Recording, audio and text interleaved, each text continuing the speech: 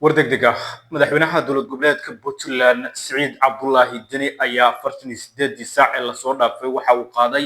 tallaabooyin waaweyn oo markaasi Puntland u horseedi kara in ay cagaha la gasho dagaalo sokeeye oo waaweyn oo sababi kara gudaha burburka dowladnimada Puntland. Haddaba maxay tahay tallaabooyinka uu qaaday hogaamiye Siciid Cabdullaahi Deni ee Puntland markaasi u horseedi kara inay dagaal sokeeye gasho? Faahfaahinta ayaan kugula wadaagi doonaa inta tabintan aynu ku guda jirno. Waxaan kula wadaagayaa madaxweynaha Puntland oo gebi ahaanba markaasi amar ku siiyay saraakiishiisa ammaanka in loo diyaar garoobo dagaal ballaaran oo ka dhana cid kasta oo federaalka sheegatay iyo ciidamada hubeysan ee aan ka tirsanayn maamulka Puntland. Soo dhawow daawade muuqaalka like saar, aragtidaada qaybta faallada ee commentiga ku dhiibo. Tallaabooyinka uu Siciid Deni qaaday Puntland ma isleedahay waxa ay u horseedi karaan inay cagaha la gasho dagaal sokeeye oo ay reer Puntland markaasi dowladnimadoodii ay ku waayaan iyagana markaasi isku laayaan? qaybta faallada nagula wadaag aragtidaada, muuqaalkan like saar oo sii share garee oo la wadaag saaxiibadaada kale, calaamada subscribe-kana noo taaba si aan markasta kula wadaagno xogaha iyo dhacdooyinka guud ahaan Soomaalida iyo sidoo kale caalamka. Hagaag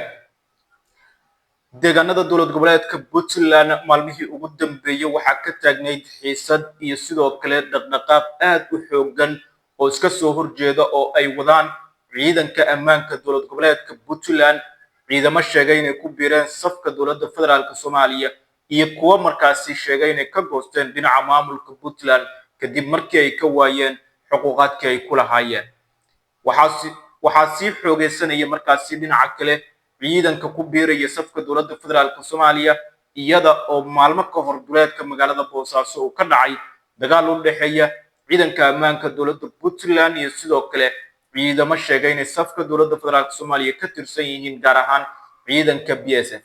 dagaalkii ciidanka BSF iyo sidoo kale ciidamada ammaanka ee dowladda Puntland dhexmaray waxa uu sababay khasaare xooggan iyo sidoo kale in gebi ahaanba ciidamadii BSF maxaabiis ahaan gacanta loogu dhigo, gaadiidkii dagaal iyo hubkii ay wateenna Siciid Cabdullaahi Deni ciidamadiisa ay la wareegaan.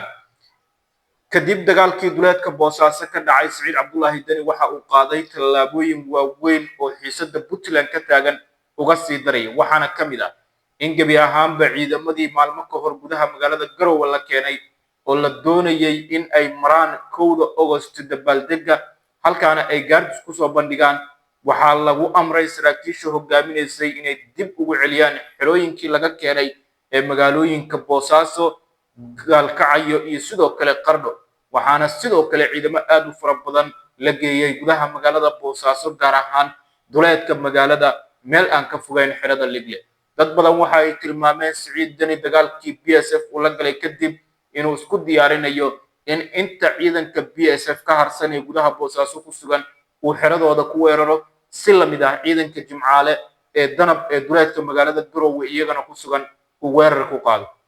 dhammaan tallaabooyinkan waxa ay khubarada dhinaca amniga, siyaasiyiinta, dhalinyarada, haweenka iyo ismada dhaqanka ee deegaanada Puntland ay ku tilmaameen inay tahay haddii Deni uu qaado tallaabooyin uu ku weerarayo ciidanka Jimcaale ee Danab, ciidanka BSF ee gudaha Boosaaso ku sugan, haddii uu tallaabooyinkaas qaaday in Puntland ay cagaha la galayso dagaal sokeeye oo aan la ogeyn halka uu ku dambeyn doono iyo sidoo kale meesha uu ku dhammaan karo iyo khasaaraha markaasi laga dhaxli karaba. waxay dad badan